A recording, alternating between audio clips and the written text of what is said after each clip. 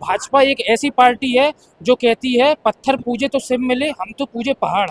आवाज होना अपने आप में बहुत बड़ी बात होती है। दूसरी, एक औरत होकर एक आवाज होना, ये सबसे बड़ी बात होती है, क्योंकि एक औरत की आवाज सिर्फ देश तक नहीं, पूरे विश्व भर में गूंजती है। Have platforms like these where I can voice my opinions, and I have equal representation, and I really adore युवा संसद जो 1.0 है वो बहुत ही महत्वपूर्ण है युवाओं को आवाज देने के लिए, और कम से कम युवाओं की आवाज सरकार के कानों तक कैसे ना कैसे तो पहुंचेगी। Personally see it as a platform which is not just like for debate and discussion, it's to foster a culture of unity. युवा संसद एक प्लेटफॉर्म है युवाओं को नेतृत्व करवाने के लिए, और इससे हमारी जो विचारधारा है वो व्यक्त होती हैं।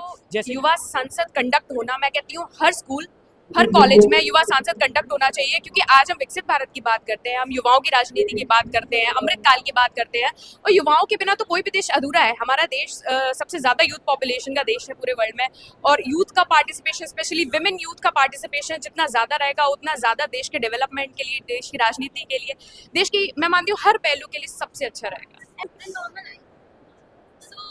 युवा संसद किस तरीके से आप देखते हैं और स्टूडेंट्स के लिए ये कितना इम्पोर्टेंट प्ले करता है? मैम, मैं मानती हूँ कि युवा संसद जैसे इनिशिएटिव्स जो है वो हमें और आगे बढ़ चढ़ के हमें अपने नौजवानों को इनमें पार्टिसिपेट करवाना चाहिए, क्योंकि मैम ये एक पॉलिटिकल फेमिलियरिटी लाते हैं, और आजकल के युवा जो अब उतना ये पॉलिटिकल होने लग गए हैं, ऐसे समय पे बहुत ज़रूरी है कि नौजवान आगे बढ़े, वो पॉलिटिकल चीज़ों पे अपने बयान दें, एक ओपिनियन क्रिएट करें जिससे आगे हमारा लोकतंत्र बना। As a woman, how do you look as a युवा संसद?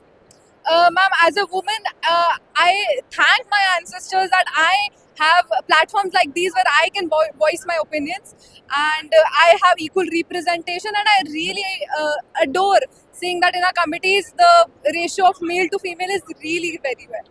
जैसे कि मैं लोकसभा में अमित शाह जी का किरदार निभा रहा था, जैसे कि हम सबको पता है कांग्रेस एक विचारधारा वाली पार्टी है जिसने आधे से ज़्यादा स्विट्जरलैंड बराबर हिस्सा चाइना को दे दिया है, कश्मीर का आधा हिस्सा पाकिस्तान को दे दिया, बचा कुचा हिस्सा जो था वो बकाबुट और चर्च को दे दिया है। मैम, सबसे पहले मैं ये कहना चाहूँगी कि युवा संसद जो 1.0 है वो बहुत ही महत्वपूर्ण है युवाओं को आवाज़ देने के लिए, और कम से कम युवाओं की आवाज़ सरकार के कानों तक कैसे ना कैसे तो पहुँचेगी।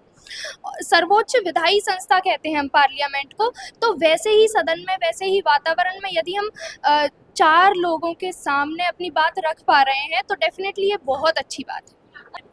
क्या लगता है कि इस तरह के जो इवेंट्स हैं ये और भी ऑर्गेनाइज होने चाहिए? हाँ, बिल्कुल होना चाहिए। मैं तो आऊँगी पहली फुर्सत में।